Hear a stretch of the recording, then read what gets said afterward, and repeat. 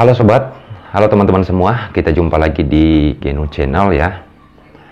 Untuk teman-teman yang baru menonton, silahkan untuk di subscribe channelnya untuk mendapatkan informasi-informasi yang saya upload di YouTube Genu Channel. Silahkan ditekan tombol subscribe-nya dan silahkan dinyalakan lonceng untuk mendapatkan notifikasinya.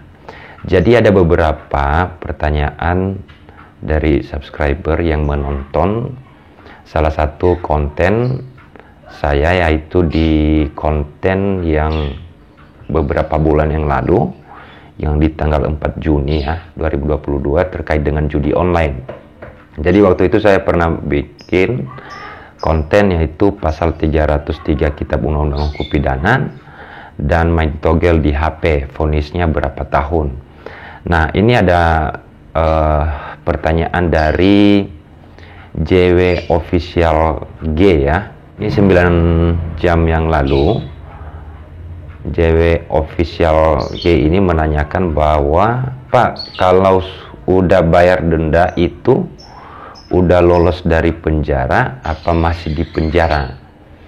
Nah, pertama bahwa biasanya kalau divonis terpidana oleh hakim di pengadilan itu ada memberikan hukuman pidana penjara dan kemudian ada denda yang divonis untuk dibayar gitu ya.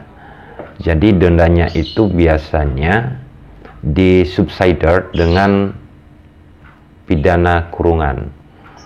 Jadi contohnya kalau di dalam judi online itu ada hukuman atau denda pidananya itu 1 miliar ya kalau saya nggak salah. Nah kemudian nanti contohnya terpidana itu, contohnya terdakwa sudah divonis, kemudian dia hukumannya misalnya 6 tahun pidana penjara dan denda 500 juta rupiah, subsidiar 6 bulan. Nah, jadi yang 500 juta rupiah itu kalau tidak bisa dibayarkan oleh terpidana yang sudah divonis di pengadilan, maka dia harus menjalankan kurungan atau pidana kurungan selama 6 bulan. Kalau di dalam pasal, contohnya di dalam Undang-Undang ITE, di dalam pasalnya ada pidana denda 1 miliar rupiah, itu adalah merupakan ancaman. Jadi belum bisa dikatakan bahwa orang yang sudah jadi tersangka, orang yang sudah jadi terdakwa, sebagaimana dalam pasal yang dituntut, pasal yang dijerat kepada tersangka dan terdakwa, di ketika perkara itu sudah sampai di pengadilan, dia bayar sesuai dengan yang ada di dalam pasal. Tidak, tetapi itu nanti berdasarkan vonis yang dibacakan oleh hakim di pengadilan. Jadi kalau pertanyaan tadi JW Official G itu, kalau udah bayar denda itu udah lolos dari penjara apa masih di penjara? Jadi denda yang dimaksud mungkin yang di pengadilan. Jadi kalau tidak bayar berarti dijalankan pidana kurungannya.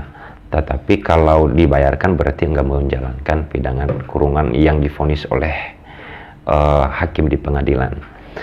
Kedua, ada juga pertanyaan dari salah satu penonton atas nama Yasmin, kemarin melalui WA, kalau tidak salah itu daerah Medan ya, menanyakan kemarin begini, suami saya sedang bekerja, posisi suami saya itu sedang bekerja, tetapi ketika dilihat HP-nya dia benar bermain judi online.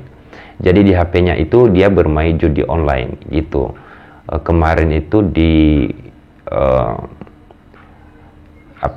di konten saya itu dia minta WA, kemudian dia WA ke saya, dan menanyakan bagaimana sih Pak kok suami saya itu ditahan, padahal kan dia nggak sedang bermain judi, dia kan sedang bekerja. Tetapi memang benar di ponselnya ada judi online, gitu, ada dia bermain judi online gitu katanya.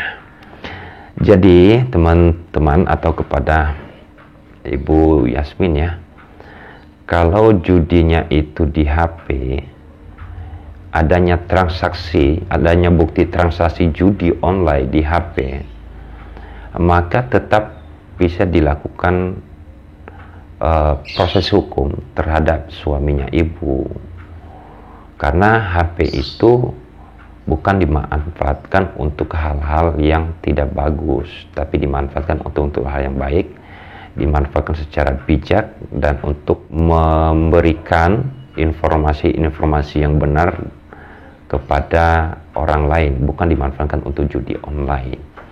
Jadi suami ibu atau Ibu Yasmin ya, itu memang bisa ditahan karena di handphonenya itu sudah terbukti ada transaksi judi online. Kemarin menanyakan berapa sih hukuman suami saya Pak.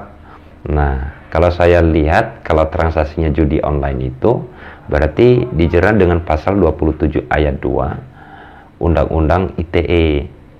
Nanti ancaman pidananya itu ada di dalam pasal 45. Oke, Ibu ya, itu suaminya berarti bisa dilakukan penahanan karena transaksinya itu di HP. Maka kalau transaksinya di HP berarti dijerat dengan pasal di dalam Undang-Undang ITE.